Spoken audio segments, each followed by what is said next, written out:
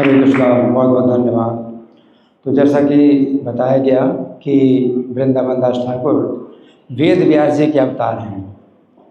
तो प्रत्येक द्वापर के अंत में एक व्यास होते हैं जो 18 पुराणों की रचना करते हैं।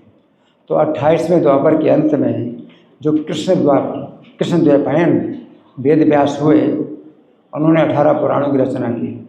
18 पुराणों में श्री कृष्ण की लीलाओं का वर्णन किया। तो कारण यह है कि जब भगवान का अवतार हो जाता है तब व्यास जी जो है पुराणों में उस अवतार का वर्णन करते हैं। तो इस 28वें द्वापर के अंत में जब उन्होंने 18 पुराण लिखी, चूँकि कृष्ण का अवतार हो चुका था इसलिए उन्होंने 18 पुराणों में कृष्ण के अवतार का वर्णन किया, कहीं संक्षेप कहीं विस्तार से, परंतु भगवान चैतन्य की लीलाओं का वर्णन नहीं किया। तो वो भविष्य जानते थे, व्यास जी भविष्य जानते थे, लेकिन चैतन्य महाप्रभु लीलाओं का वर्णन नहीं किया, क्योंकि अभी अवतार नहीं हुआ। तो कुछ संकेत उन्होंने दिए चैतन्य महाप्रभु के, लेकिन वो संकेत भी जो पूर्ववर्ती आचार्य हैं उन्होंने छिपा करके रखे। वो चैतन्य महाप्रभु को उन्होंने प्रकट नहीं किया। उन संकेतों के द्वारा भी श्रीधर स्वामी की टीका भी देख लो, कोई भी आचार्य है उनकी टीका देख लो, तो वो जो है चैतन्य महाप्रभु के अवतार का जहाँ संकेत भी दिया गया है तो उन्होंने उसको भी जो है प्रकट नहीं किया, उसको भी गुप्त रखा। क्योंकि भगवान चैतन्य नहीं चाहते कि उनके अवतार के पहले उनके अवतार की सूचना शास्त्रों में मिले और सामान्य जनता को प्राप्त हो।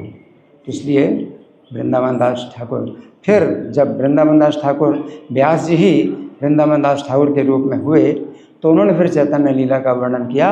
क्योंकि भगवान चैतन्य जब अवतार लेकर के अपनी लीलाएं करके समाप्त करके चले गए तब वो लीलाएं जो है मतलब वृंदावन दास ठाकुर ने लिखी।